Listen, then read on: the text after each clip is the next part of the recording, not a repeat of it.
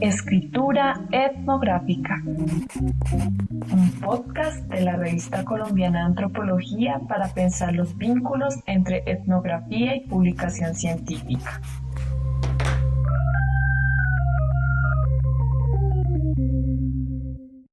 Buenos días a todas y a todos nuestros etnoescuchas. Sean bienvenidos y bienvenidas a nuestro cuarto episodio de Escritura Etnográfica. Con este episodio damos fin a nuestra primera temporada en la que conversamos con distintas autoras y distintos autores sobre el papel de la improvisación y la sorpresa en la escritura etnográfica, sobre los retos de la escritura de artículos científicos para revistas especializadas, pero sobre todo sobre los caminos que unen y separan estas dos experiencias de escritura. Mi nombre es Vladimir Caraballo Acuña, soy el editor de la revista colombiana de Antropología. El día de hoy tenemos a un nuevo invitado.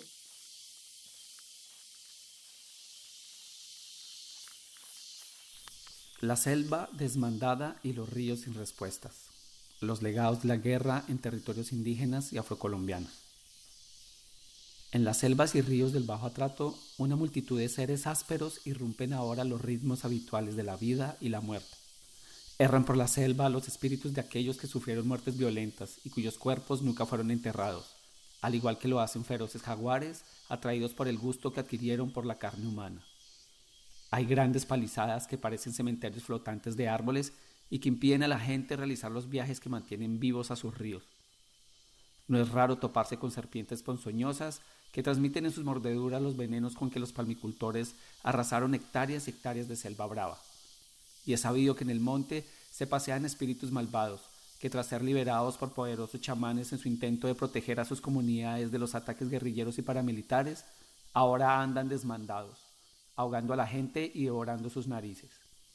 Estos son algunos de los daños que la guerra ha provocado en los territorios de comunidades Emberá, Guaunán y Afro que viven en el Bajo Atrato, una región localizada en el departamento de Chocó. Además de los efectos evidentes producidos en términos de derechos humanos y daños ambientales, el conflicto armado también ha comprometido el conjunto de relaciones a través de las cuales la gente y un conglomerado de seres distintos a los humanos entretejen sus vidas juntos y de bien en comunidad.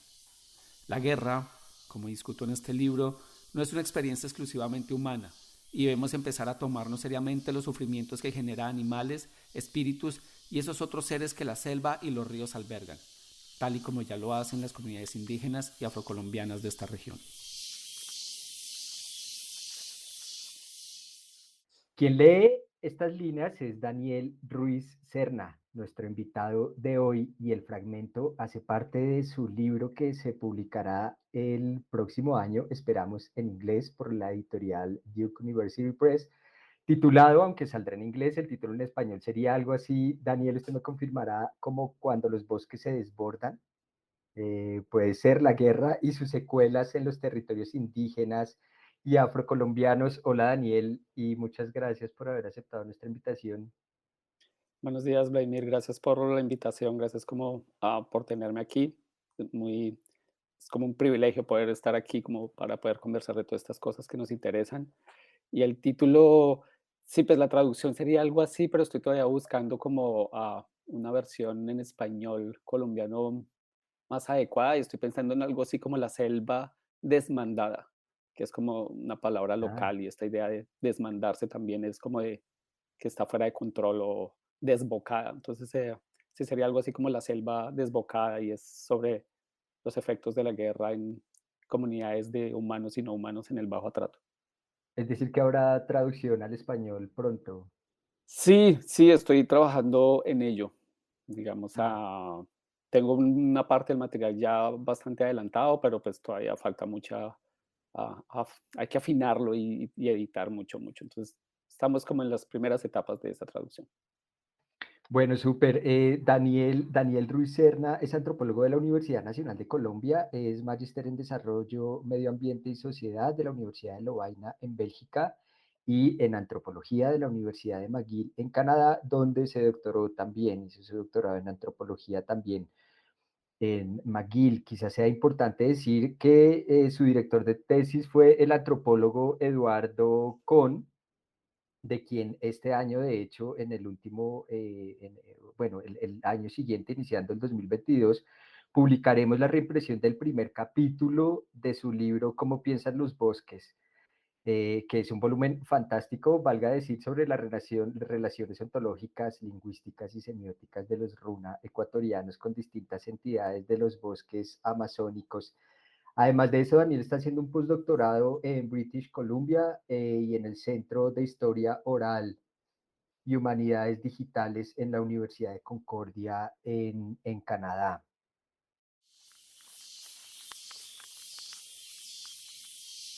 Hay una resonancia entre los títulos de los dos libros, ¿no? El de Con y el suyo, un poco, al menos en inglés. ¿Fue Sí, casual sí. o...?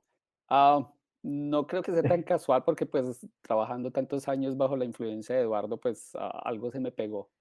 Y pues estoy incluso pensando, pues si él habla de los bosques, pues yo prefiero obviamente el término, digamos, como selva, pero también algo que me he dado cuenta es que pues no es solamente selva, sino también son ríos, por lo menos en el Chocó, que es un mundo súper acuático. Entonces siento que selva no atrapa todo lo que quiero decir, entonces quizás termine metiendo ríos también en el título de la versión en español.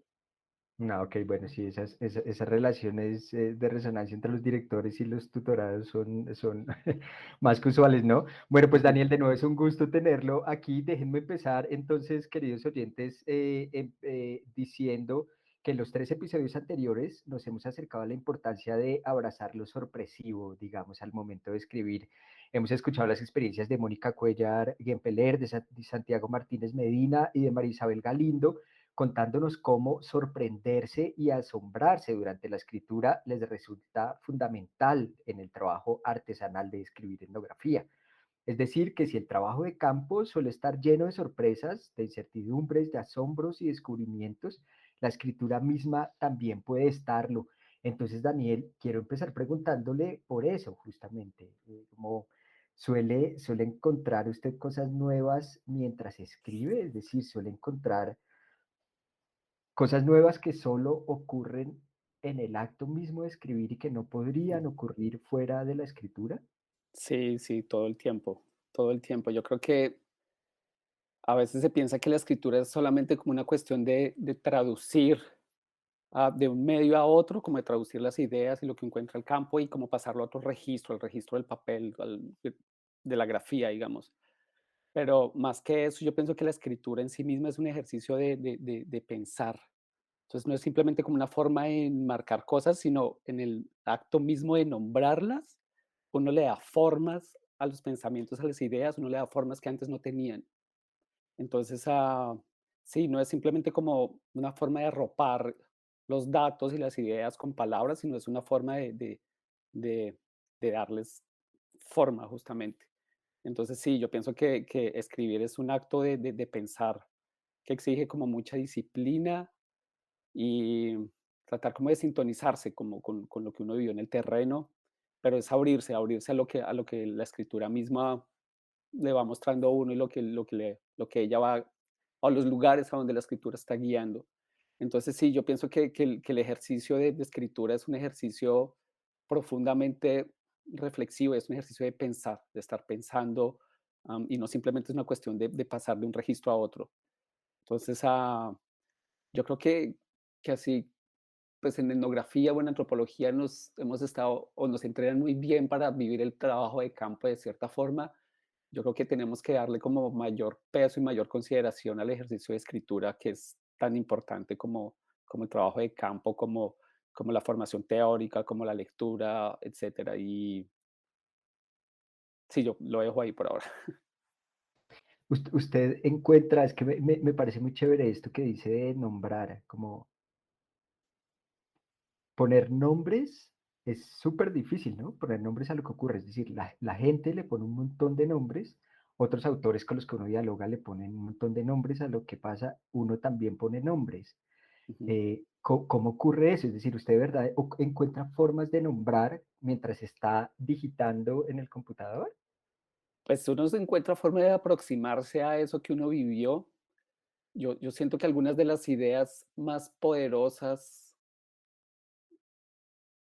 por ejemplo, de mi futuro libro, de los artículos que he publicado, muchas de esas ideas han surgido en el ejercicio mismo de la escritura, porque, porque como la escritura demanda, digamos, esta disponibilidad corporal y estar, digamos, con la disciplina, el lugar y el espacio para hacerlo, es el momento en que empiezan a ejercitarse formas de reflexión que en el terreno uno no tiene, o formas de reflexión que digamos que en la lectura uno no logra encontrar. Entonces, es como un tipo de terapia, si quiere, en el que, digamos, uno presta el cuerpo y presta, si quiere, la mente para, como para sintonizarse con esas cosas más, pues no sé si más grandes o más ajenas a uno, pero para sintonizarse o para tratar de hacer justicia a lo que uno experimentó en el terreno. Entonces, en el ejercicio de nombrar cosas, hay una doble trampa, porque al nombrarlas, digamos, uno, digamos, le está dando forma y al darle cierta forma, digamos, uno abre posibilidades como de enmarcarlas y escribirlas y acercarse, pero al mismo tiempo, digamos, puede estar cerrando otras formas de acercarse a ellas. Y pues la idea es como que, o el ejercicio es tratar de encontrar las formas que más se acerquen a, a comunicar o a transmitir esas cosas que, digamos, uno ya sabe, que uno ya siente, pero que uno ha logrado transmitir justamente porque no les ha logrado darle forma en el ejercicio de escritura. Y Como en el caso de la traducción del título del libro, desmandar versus desbordar, por ejemplo. ujú, Hay sí, una elección ahí particular de nombrar. sí, exacto, sí. Mm. En este caso, por ejemplo, tiene que ver como con las palabras locales, con la forma en que la gente habla, digamos, en la región donde trabajo, pero también que sea capaz de comunicar entre eso que se vive localmente y eso que, digamos, nosotros los que no vivimos allá también podemos entender, y es trazar un puente entre esas dos cosas, entre lo local y la forma en que se entendió localmente y una aproximación a cómo nosotros podríamos tratar de entender eso que la gente vive ahí. Am, entonces sí, am, a veces hay una trampa, es como que uno queda como, quiera como danzar mucho con ciertas palabras y amarrarse con ciertos conceptos en específico, pero yo creo que la idea es como, pues si uno va a danzar con estas palabras y estos conceptos, es como que ver qué ritmo llevan estas palabras y dejar como que ellas también vayan arrastrando y que uno pueda navegar con ellas. Obviamente, pues uno no simplemente se deja arrastrar porque pues es uno quien apela a ciertas palabras y todo, pero simplemente saber que una vez uno, digamos, se casa o elige danzar con ciertas palabras, digamos, hay ciertos ritmos que van a ser o que se pueden expresar más fácilmente que otros. Y sí, mi preferencia, por ejemplo, en ese caso es como encontrar como las palabras que resuenen con un poco con ambos mundos, sobre todo con el mundo local. Quiero hacer justicia como al lenguaje que la gente utiliza, pero que al mismo tiempo nos mueva algo a nosotros. Desmandar no es una palabra que usemos mucho, por lo menos en Bogotá. Ujú. Entonces, pero uno no logra entender que, ok, algo que se está saliendo de control, y qué es esto de lo que se sale de control. Am, y eso es como el arte de escribir en sí mismo, sí, pero es el arte del etnógrafo como pieza que trata de encontrar resonancias en lo que en lo que es el trabajo de campo y mostrarlo, digamos, al mundo exterior y comunicarlo, digamos, a otros públicos.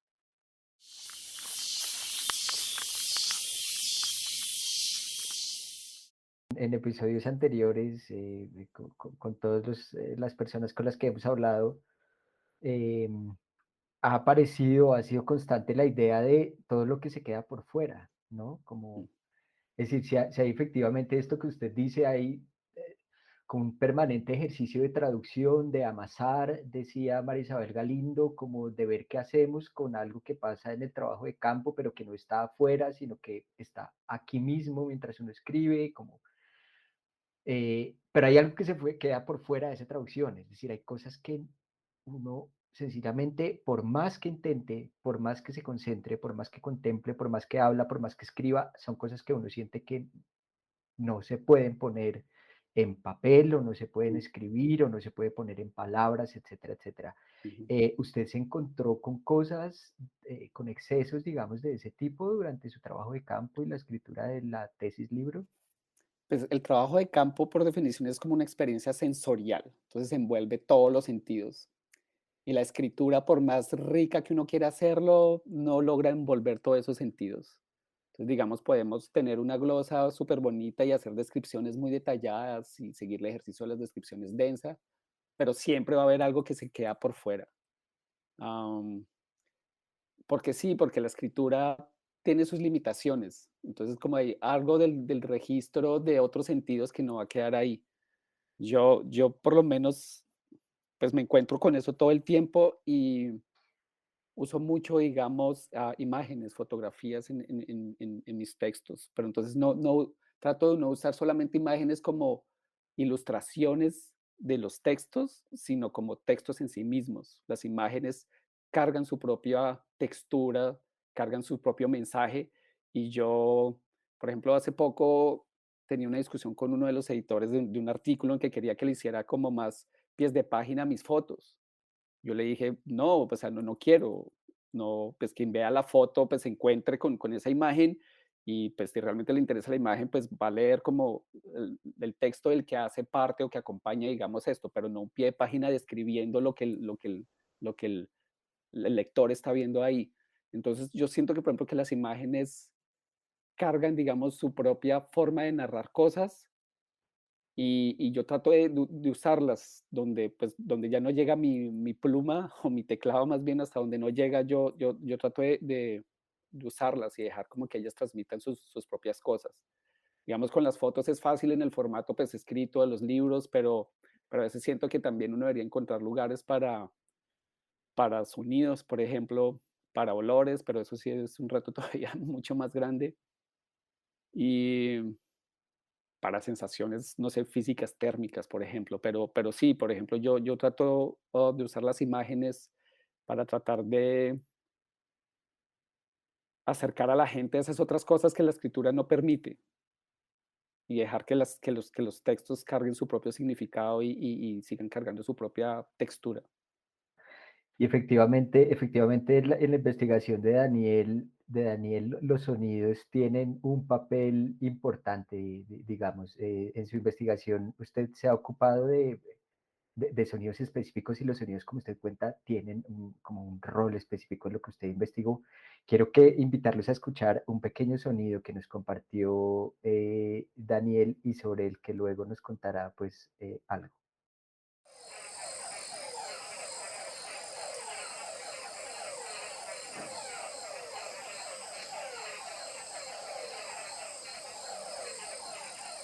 Si quiere, Daniel, cuéntenos de dónde viene este sonido de ranas, parece. Sí, son ranas que grabé en el bajo atrato. Son, el sonido lo capturé, ¿cómo llamar esto? Esto es como, digamos, como un pozo que se creó como en el 97 y es un pozo en el que alrededor ahora crece una cantidad pues de plantas y pues como de un bosque primario y pues habitado por ranas, pues también hay peces y también llegan otros depredadores. Pero este pozo, digamos, es el resultado de un cráter que fue creado por una de las bombas arrojadas por el ejército durante la Operación Génesis en el 97. Entonces, esto estaba localizado ah, digamos, eso fue la finca de alguna familia, hubo este bombardeo, se creó este cráter inmenso, la gente tuvo que desplazarse y después de muchos años de abandono, este cráter se convirtió en este pozo ahora habitado por este tipo pues, de animales. Y pues yo trato de acercarme como a estos lugares y a este sonido en particular como sonidos de la guerra, ¿sí? Sonidos asociados en este caso con paisajes que se arruinaron o con ruinas creadas a causa de la violencia y el desplazamiento. Entonces, últimamente me ando preguntando, pues hay mucha gente que investiga sobre los sonidos y los sonidos de la guerra y lo que se privilegia cuando se estudia, digamos, los sonidos de la guerra son los sonidos de las armas, algunas veces pues los sonidos de la gente sufriendo, y yo con este interés en eso que está más allá de lo humano, digamos, en los animales, en este caso, es como de si podemos acercarnos a los sonidos de ranas como estas, como sonidos de guerra, dado que son ranas que habitan en un lugar que fue destruido por las acciones de la guerra. Y pues sí, esto es, digamos, como uno de las cosas que uso. No está, digamos, en mis textos escritos el sonido, pero digamos la imagen de este lugar que fue cráter y que ahora es como un pozo lleno de vida silvestre, es como una de las imágenes que uso para pensar en en esa fuerza, digamos, creadora, entre comillas, que tiene la guerra y cómo también, digamos, termina pues afectando a comunidades enteras en las que pues los humanos son solamente ah, un actor. ¿Cómo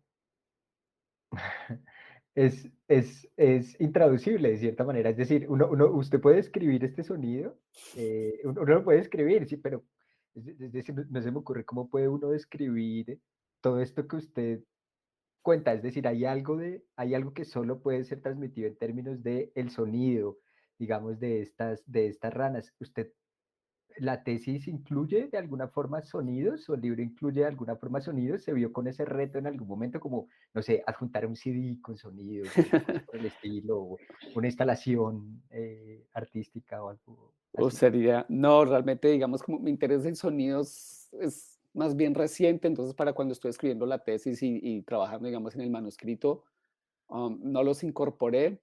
Sí estuve como haciendo una propuesta para hacer una exposición en un museo, justamente para mostrar fotos y mostrar algunos de estos sonidos. Yo creo que en parte esas dificultades que tenemos para describir los sonidos es porque pues somos una cultura que ha privilegiado lo visual, pero estoy seguro que un músico o un artista sonoro tendría como todo el aparato conceptual y todo el lenguaje para describir esos sonidos, así como gente especializada en describir los sabores y todas las texturas de la comida, todo esto del paladar. Debe haber gente con un lenguaje muy específico para poder describir esos sonidos. A mí me rebasa, digamos, no podría. Am, pero sí, digamos, hay que como la riqueza del tipo de de texto, si quieren, o de mensaje que transmiten, digamos, este tipo de voces que uno no puede, digamos, atrapar a través del texto escrito. Entonces, sí, ahí están pues las ranas. Yo, claro que por ejemplo esas ranas sin la historia que yo cuento, pues no serían tan poderosas. Igual la historia que yo cuento no sería, digamos, tan buena o tan atractiva si no le meto las ranas. Entonces, como encontrar las formas en que ambas cosas dialoguen, ¿sí? Y no se trata de fundirlas y que creen un solo texto, sino de que ponerlas en conversación, porque para mí son definitivamente dos tipos de registros diferentes. Valga la pena aprovechar ahí para una campaña publicitaria. Hace poco salió Memoria, la película de Apichatpong del tailandés. Es una película dedicada a sonidos Sí. solamente y justamente y a sonidos muy vinculados con la guerra, incluso, y como muy con escenarios de conflicto y a cómo es posible construir sonidos. De hecho, qué es lo que pasa cuando uno tiene un sonido en la mente y cómo eso se puede traducir a través de unos dispositivos digitales específicos en un sonido concreto que se pueda reproducir. Entonces aprovechemos para hacerle publicidad a esa maravillosa película de Apichatpong.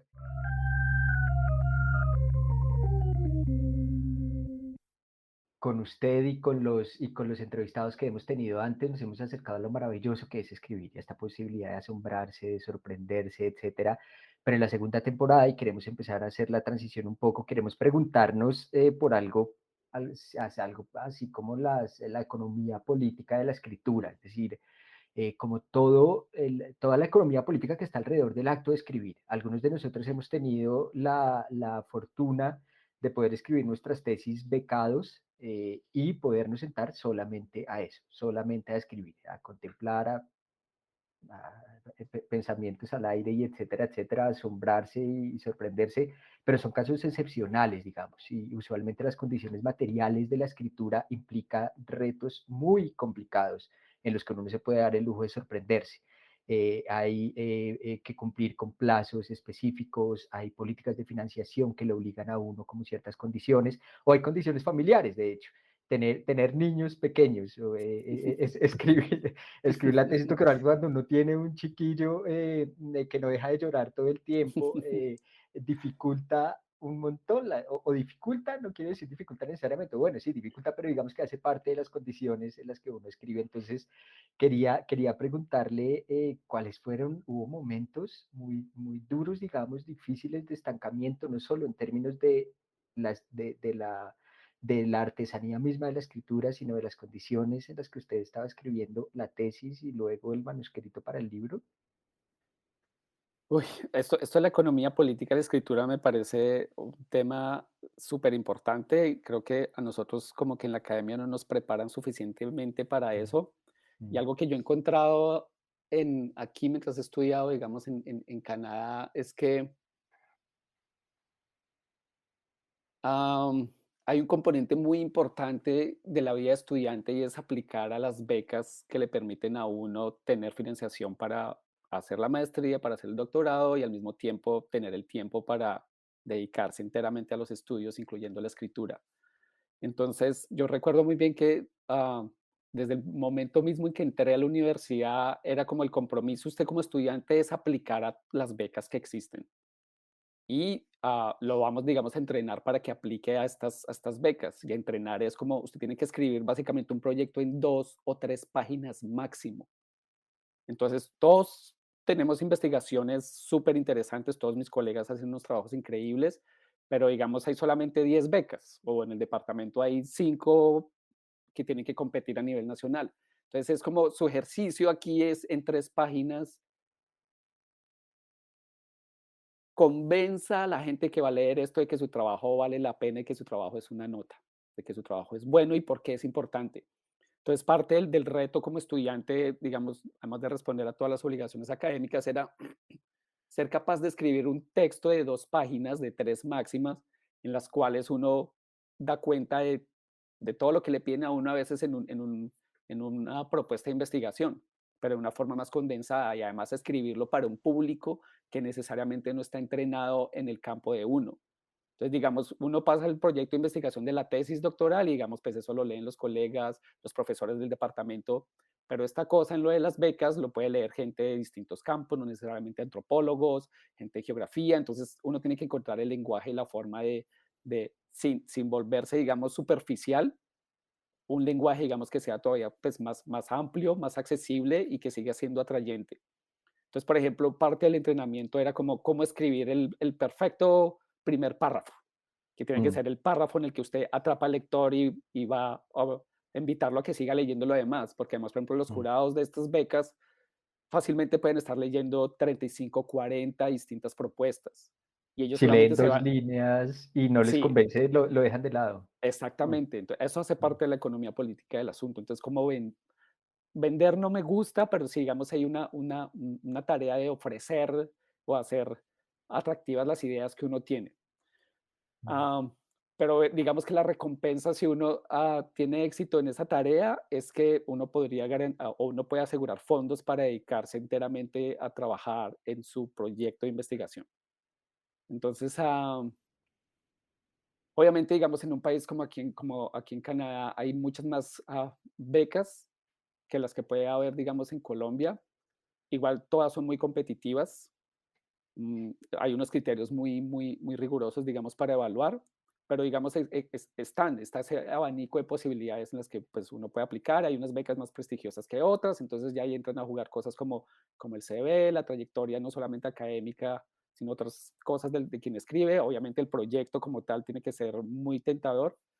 Ujú, Y yo creo que o sea, si no hubiese sido por esas becas, yo no, o sea, uno no puede dedicarle el tiempo que uno le dedica a la escritura. Entonces, a veces yo pienso que muchos de los trabajos buenos que uno lee de etnografías, digamos, es el resultado de gente, digamos, muy juiciosa, muy bien entrenada, muy bien formada y además muchos con una gran vena de talento, pero es sobre todo como el resultado de tener la posibilidad de poder invertir mucho tiempo y recursos a ujú, ese ejercicio exclusivo. Entonces, yo ujú. cuando gané o cuando tuve estas becas, sentí también como una cosa de responsabilidad de, ok, hay alguien allá afuera que está creyendo en mi trabajo, entonces yo tengo que hacer algo muy bueno, ¿sí? No puedo simplemente Mm, escribir algo para cumplir el requisito de graduarme, sino como de, mm. hay dineros públicos que fueron invertidos en mí, entonces como una cosa como de Claro. responsabilidad. Mm, Pero es eso, o sea, yo creo que sin el tiempo que tuve para dedicarle, no, sin los recursos para dedicarle el tiempo completo a la escritura, ah, habría escrito algo bueno, pero algo distinto. El producto habría sido diferente, ¿sí? No importa, con el mismo trabajo de campo, con la misma teoría que leí, todo, sin la posibilidad de invertir tanto tiempo, el resultado sería otro. mm, Y, y sí, pues desafortunadamente esto, digamos, reproduce las desigualdades que hay entre la investigación en el norte y el sur, pues porque no, en un lugar como Colombia no siempre tenemos como estas abanico mm, de becas, hay algunas y son como contadas con los dedos y la competencia también es muy feroz, mm, pero sí, yo creo que a veces muchos de estos trabajos que encontramos no son solamente resultado como de una mente brillante que es que vio las cosas de forma distinta, sino de una mente que tuvo la posibilidad de dedicar largas horas de trabajo a pensar en el tema. Y pensar es escribir en el tema, estar dedicado a la escritura, porque en la escritura, como he tratado de decir, se revela una forma de pensamiento que le permite a uno llegar a otras partes donde a veces el trabajo de campo no lo lleva a uno, donde incluso la teoría tampoco lo lleva. mm. Am, no sé, bueno, sí, el tema, hablando como de momentos difíciles, am, obviamente, digamos, esto del de aplicar a las becas y entregar, digamos, a capítulos de tesis, entregar manuscritos, pues está amarrado a la cuestión de las fechas límites, de los plazos. Eso también pues juega una presión muy grande.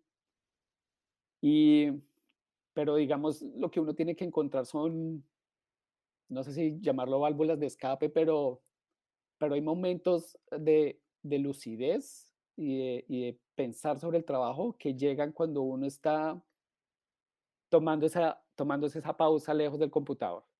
Cuando uno Ujú, decide ir a correr, cuando uno decide salir a dar una vuelta en bicicleta, o cuando mm, incluso uno tiene que ir a hacer el mercado porque pues la nevera está vacía, mm. o en el caso de los que somos padres recientes, o en el momento en que uno decide dedicarle un tiempo como a la niña, al niño y estar con ellos.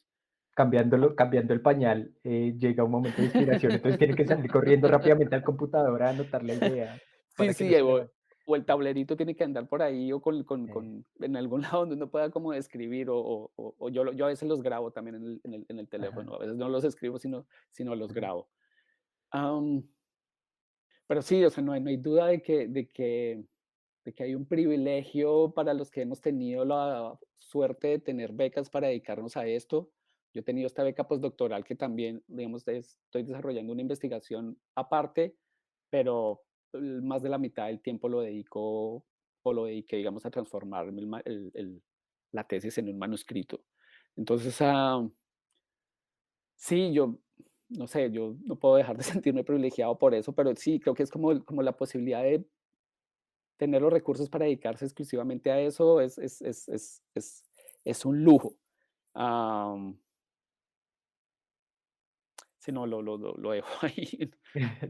como hizo con su niña, si está dispuesto a que pongamos estas cosas un poco familiares y personales aquí, que me parecen súper importantes, porque Sí, es sí, que sí.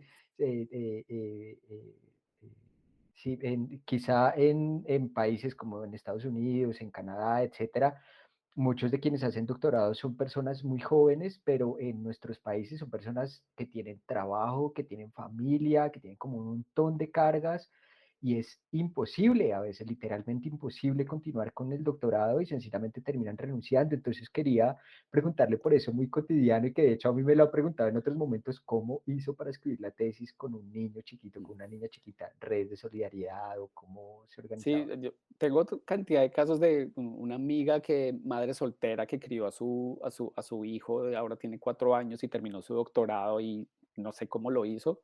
Pues yo, digamos, con mi esposa tengo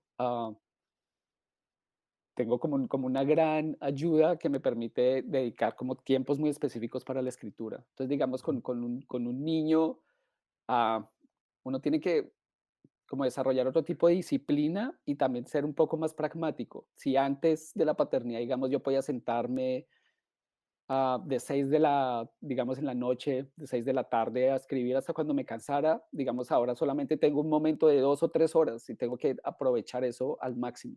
tengo que sacar el jugo y lo que alcance en ese momento. Pues ya hay otras cosas que se van a quedar por fuera, pero es como tratar de aprovechar al máximo, digamos, esos tiempos. Entonces ya, digamos, uno trata de divagar menos y tratar de ser un poco más pragmático, es como la palabra que se me Mm, viene a la cabeza.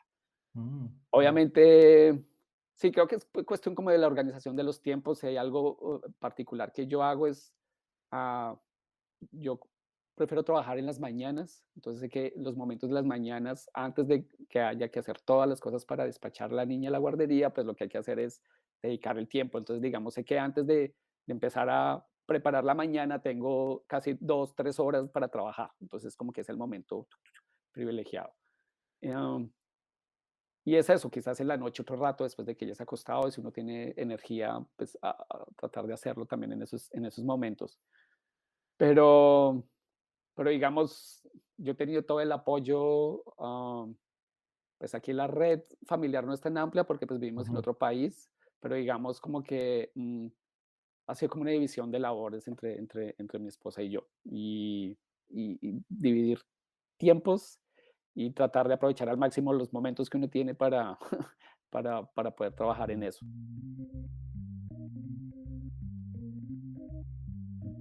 Queremos terminar, Daniel, entonces con una sección que nos encanta y que hemos llamado recomendados etnográficos. En esta sección invitamos a nuestros invitados e invitadas a que nos recomienden un texto etnográfico que les haya parecido particularmente sugerente y que además pues nos lean un pequeño fragmento. Así que Daniel, cuéntenos qué se le ocurrió compartirnos. Esta me la puso durísima porque yo me puse a pensar y a buscar durante mucho tiempo como un texto así poderoso que lograra como mostrar algo de lo que yo trato también de hacer, pero también que haya sido inspirador y que yo sienta que esté súper bien escrito. Entonces me di cuenta que no estoy leyendo tanta etnografía como debiera y segundo, pues que estoy leyendo muchas cosas en inglés y no necesariamente en español. Entonces como que, bueno, estuve buscando algunos, encontré como varios candidatos y me decidí como por algo. Es un libro llamado La Mata, escrito por una antropóloga que se llama Eliana Hernández y es ilustrado por una artista que se llama María Isabel Rueda. Eso fue publicado el año pasado.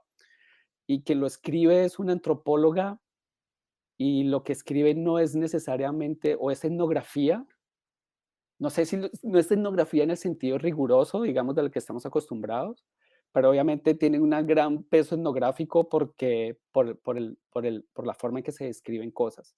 Entonces, esta mujer está describiendo en este libro pues, un episodio profundamente violento como fue la masacre del Salado, y lo está haciendo, digamos, teniendo en consideración distintos puntos de vista, no solamente como la de los testigos y las víctimas, pero también en este caso como lo que ella llama la mata, que es como el monte, y también como las casas y los objetos donde ocurrieron estos eventos de violencia y que de alguna forma también se volvieron testigos de ese tipo de violencia.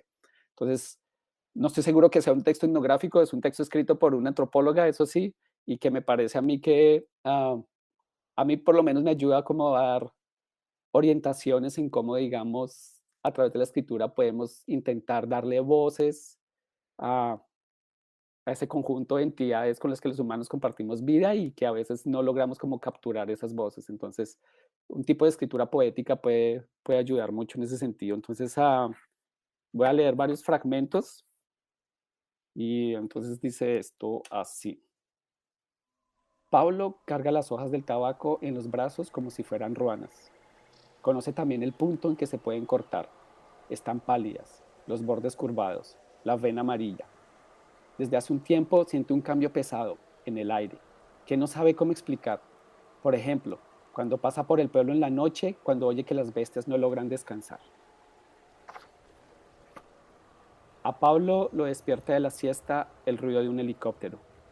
Sale al patio y ve papeles blancos que caen como nieve del cielo. Dicen los papeles. Cómanse las gallinas y los carneros y gocen todo lo que puedan este año porque no van a disfrutar más. Pablo siente el calor entre los ojos. Mejor ponerse a hacer algo, dar vueltas a la casa, recoger papeles. El miedo se acomoda como un gato en la garganta. Mejor hacer con ellos una bola, tirarla al monte enfurecido. Añaden los testigos.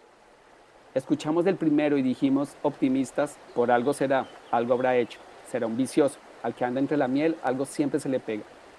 Luego supimos, era un pariente, don Pablo. Se había ido a la vereda a recoger un maíz. Cuando pasó lo que pasó y nos obligaron a ver, fue como si la tierra girara en torno a los ojos, como si se abriera el espacio entre los ojos, como si por dentro una lava irrumpiera. Salgan, partida de guerrilleros, que todo el mundo se muere hoy, dijeron. Intentamos trancar las puertas.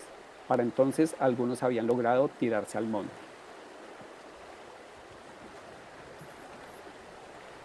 Dice el monte o la mata, como ella lo llama.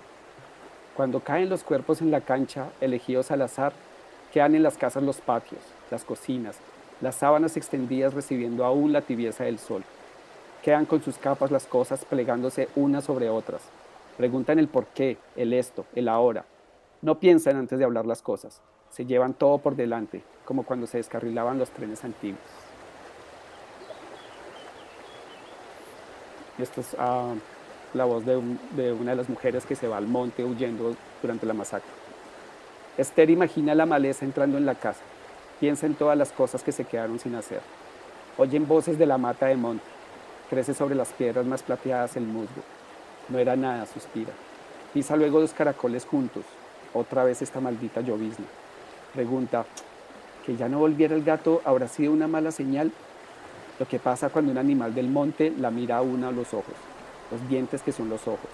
La locura que hace su nido después de tantos días en el monte. Mejor no pensar. Mejor enumerar las cosas que le gusta hacer. Echarle maíz a los pollos. Podar el jardín. Meter las manos en la leche fresca para el queso. Y finalizo con este apartado. Retoman los testigos. Si a eso se le suma que con ellos entró la noche en las casas, entró y salió la noche como quiso, extendiendo su cielo oscuro como se estira una piel, como Dios cubrió con piel el cuerpo del animal, si se nos permite el préstamo, es decir, envolviéndolo todo. Si usted le suma a eso la noche en toda su extensión y envoltura, puede hacerse de pronto una idea.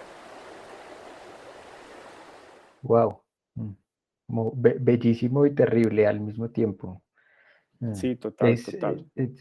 la mata y la autora es otra vez. Eliana Hernández.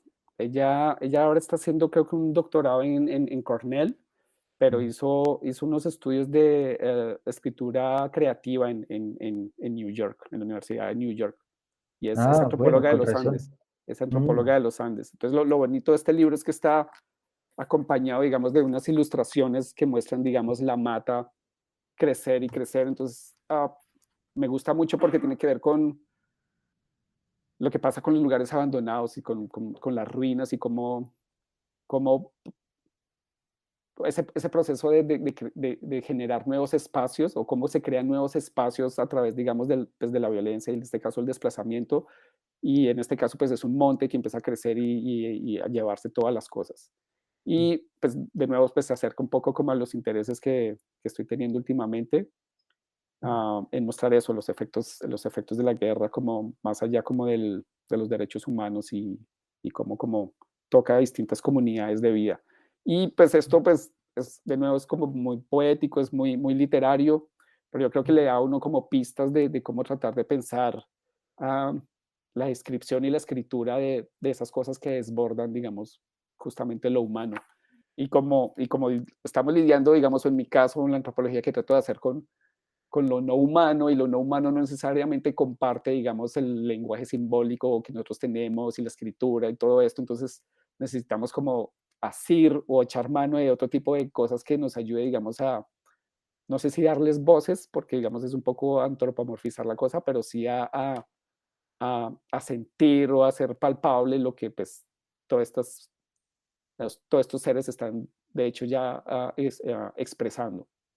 Entonces, pues, hay novelas gráficas tratando de hacer eso. En Colombia hay un par muy bonitas. Esto me parece como un ejercicio que va como en esa misma vía. Y, y pues no sé, pues me gustaría poder aprender a hacer algo similar en algún momento. ¿Quién lo editó? ¿Quién editó este libro, La Mata? Esto es editado por Laguna, se llama así, Ok. Laguna Libros y Laguna Libre, Cardumen. sí. Y Cardumen. Laguna y Cardumen. Ujú. Buenísimo.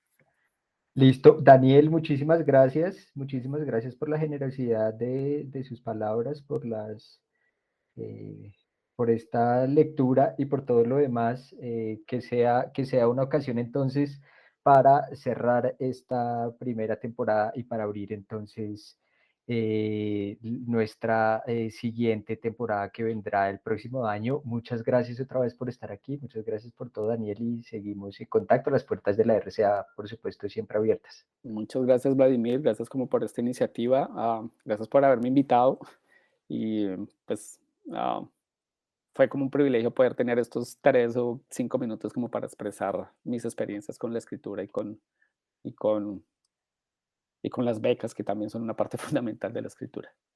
Bueno, muchas gracias y muchas gracias a todas y a todos los que nos escuchas que nos oyen. Nos vemos en un próximo episodio de Escritura Etnográfica.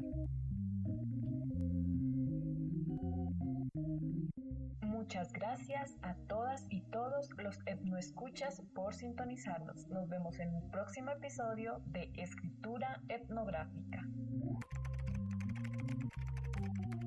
Este podcast es realizado por la Revista Colombiana de Antropología del Instituto Colombiano de Antropología e Historia.